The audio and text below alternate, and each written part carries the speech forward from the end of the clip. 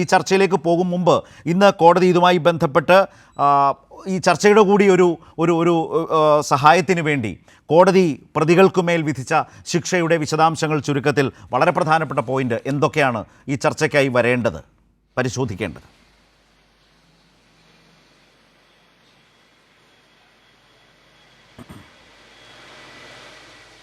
ശരത്ത്, അതായത് കൂട്ടബലാത്സംഗത്തിലുള്ള ശിക്ഷ എല്ലാ പ്രതികൾക്കും നൽകിയിട്ടുണ്ട് എന്നുള്ളതാണ് ആശ്വാസകരമായ കാര്യം. പക്ഷേ അതിൽ നിരാശപ്പെടരുന്ന ഒരു ഘടകമുണ്ട്. കൂട്ടബലാത്സംഗത്തിന് പാർലമെൻറ്റ് ശിക്ഷിച്ച ആ നിർഭയ കേസിലെ അമെൻമെൻറ്റോടുകൂടി പാർലമെൻറ്റ് നിയമഭേദഗതി വരുത്തിയപ്പോൾ കൂട്ടബലാത്സംഗത്തിനുള്ള ശിക്ഷ ഏറ്റവും കുറഞ്ഞതാണ് 20 വർഷം, ജീവിതാവസാനം വരെ ഏറ്റവും ഉയർന്ന തടവും. പക്ഷേ ഈ കേസിൽ ഏറ്റവും കുറഞ്ഞ ശിക്ഷയാണ് പ്രതികൾക്ക് നൽകിയിരിക്കുന്നത് എന്നുള്ളതാണ്. അത് പൾസർ സുനിക്ക് പോലും അതുമാത്രമേ ഉള്ളൂ എന്നുള്ളതാണ് നിരാശ പടരുന്ന ഒരു ഘടകമായി വിമർശകർ ചൂണ്ടിക്കാണിക്കുന്നത്. അത് പ്രോസിക്യൂഷൻ നേരത്തെ മാധ്യമങ്ങളോട് പറഞ്ഞപ്പോൾ നിരാശാജനകം എന്ന് തന്നെ സൂചിപ്പിക്കാനുള്ള കാരണവും അതുതന്നെയാണ്. പ്രോസിക്യൂട്ടർ പറഞ്ഞ കാര്യം ഇതാണ്: ഈ കോടതി വിധി എന്ന് പറയുന്നത് കോടതിയുടെ ഔദാര്യമല്ല, പാർലമെൻറ്റ് പ്രോസിക്യൂഷൻ നൽകിയ അധികാരം തന്നെയാണ്. അതുകൊണ്ട് ആ കാര്യത്തിൽ നീതിയുക്തമായ ഒരു തീരുമാനം കോടതിയുടെ ഭാഗത്തുനിന്ന് ഉണ്ടായിട്ടില്ല എന്നുള്ളതാണ്. എല്ലാവർക്കും 20 വർഷം എന്ന് പറയുമ്പോൾ ഇതിനകം തന്നെ പല പ്രതികളും വിചാരണ തടവുകാരായി ദീർഘകാലം കഴിഞ്ഞിട്ടുണ്ട്. ഉദാഹരണത്തിന് പൾസർ സുനി 7.5 വർഷത്തോളം കഴിഞ്ഞു. അപ്പോൾ ബാക്കി ഇനി 12.5 വർഷം കൂടി പൾസർ സുനിക്ക് തടവിൽ കിടന്നാൽ മതിയാകും. ആദ്യം ഇറങ്ങുന്ന പ്രതിയും ശിക്ഷ പൂർത്തിയാക്കി ആദ്യം ഇറങ്ങുന്ന പ്രതിയും പൾസർ സുനി തന്നെയായിരിക്കും.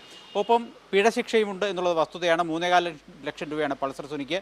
ഒരു പ്രതിക്ക് 1.5 ലക്ഷം രൂപ, മറ്റു പ്രതികൾക്ക് 1.25 ലക്ഷം രൂപ, അങ്ങനെ പിഴയും ശിക്ഷ വിധിച്ചിട്ടുണ്ട് എന്നുള്ളത് വസ്തുതയാണ്. പക്ഷേ ഇതിൽ അധികം ശിക്ഷ ലഭിക്കും എന്നായിരുന്നു ഒരു പൊതുപ്രതീക്ഷ. വിശേഷിച്ചും എല്ലാവർക്കുമെതിരെ കൂട്ടബലാത്സംഗ കുറ്റം നിലനിൽക്കുമെന്ന് കോടതി കണ്ടെത്തിയ പശ്ചാത്തലത്തിൽ ഉയർന്ന ശിക്ഷ ലഭിക്കുമെന്നായിരുന്നു പ്രതീക്ഷ.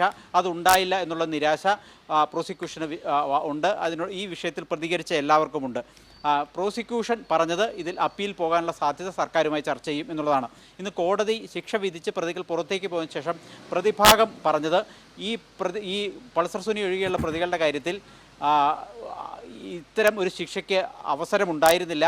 പല കാര്യങ്ങളും ഇവരുടെ മേൽ തെളിയിക്കപ്പെട്ടിട്ടില്ല, യാതൊരു തെളിവുമില്ലാത്തതാണ്. അതുകൊണ്ട് അവരും അപ്പീൽ പോകും എന്നാണ് പറഞ്ഞത്. അപ്പോൾ ചുരുക്കത്തിൽ വരും ദിവസങ്ങളിൽ ദിലീപിനെ കുറ്റവിമുക്തനാക്കിയതിനെതിരെയുള്ള സർക്കാർ അപ്പീൽ, കൂടാതെ ശിക്ഷ കുറഞ്ഞുപോയി എന്ന് ചൂണ്ടിക്കാട്ടിക്കൊണ്ടുള്ള സർക്കാരിൻ്റെ അപ്പീൽ, മൂന്നാമത് ഈ ശിക്ഷയ്ക്കെതിരായ പ്രതിഭാഗം അപ്പീൽ, ഇത് മൂന്നും വരും ദിവസങ്ങളിൽ ഹൈക്കോടതിയിൽ എത്തും എന്ന് തന്നെയാണ് സൂചന. ഏതായാലും പ്രധാനപ്പെട്ട കേസിൽ ഒരു വിധി വന്നിരിക്കുന്നു എന്നുള്ളതാണ് ആശ്വാസകരമായ കാര്യം.